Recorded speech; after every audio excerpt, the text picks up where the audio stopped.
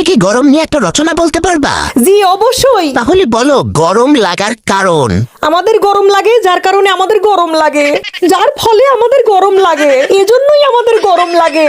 আর যেহেতু আমাদের গরম লাগে তাই আমাদের গরম লাগে, সুতরাং আমাদের গরম লাগে, অতএব আমাদের গরম লাগে, তাই পরিশেষে আমাদের গরম লাগবে, এটাই স্বাভাবিক।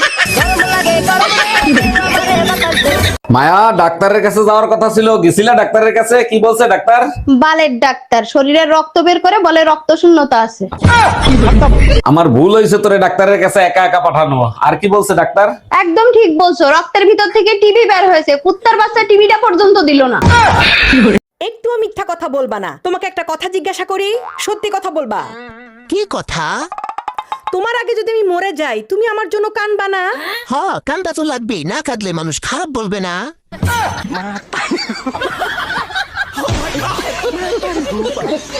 অরুণ ভাই, সকাল থেকে আপনার আম্মা গালি দিচ্ছে। কারে গালি দিচ্ছে? কারেন্ট বিল আইছে 5,000 টাকা, আম্মার কাছ থেকে 8,000 টাকা নিয়ে 3,000 টাকা পকেটে ঢুকাইছি। ও আচ্ছা, বুঝতে পারছি। তার মানে সকাল থেকে আপনাকেই গালি দিচ্ছে। আরে আমারে গালি দিবে কেন? গালি তো দিচ্ছে সরকার রে।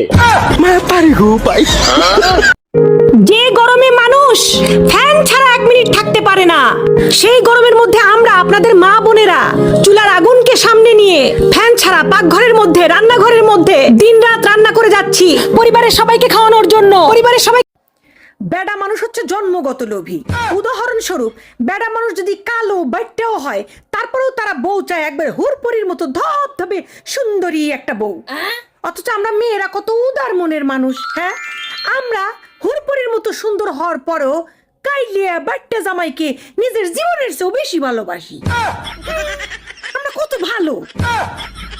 এই, তোমাকে নিয়ে আজকে নাকি মসজিদে সবাই হাসাহাসি করছে। হুজুর বলছিল কে কে জান্নাতে যেতে চান হাত জাগান। আমি হাত জাগাই নাই, তাই সবাই হাসছে। আসবেই তো, গাধা নিয়ে সংসার করি, কেন হাত জাগাও নাই? তুমিই তো বলছিলে মসজিদ থেকে সোজা বাসায় আসবে, অন্য কোথাও যাবা না।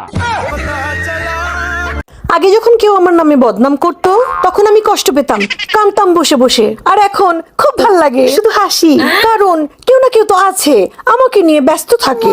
আমি সেলিব্রিটি না।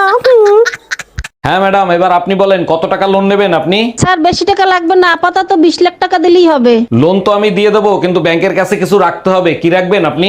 কিছু থাকলে কি আর লোন নিতে আসি? আপাতত বিশ্বাস জমা রাখেন। আমি যদি কিছু ভুল করে থাকি তাহলে আমাকে ক্ষমা করে দিও। আসলে কি বলতো, আমি পৃথিবীতে প্রথমবার এসেছি তো। নিজেকে দোষ দেয়া বন্ধ করুন, আর শুরুটা হোক আজ থেকেই। আমরা যখন আর্থিক টানাপোড়েনের মধ্যে দিয়ে যাই, তখন প্রথম দোষটা আমরা নিজেকেই দিই। তখন মনে হয় আমাকে দিয়ে কিচ্ছু হবে না আর।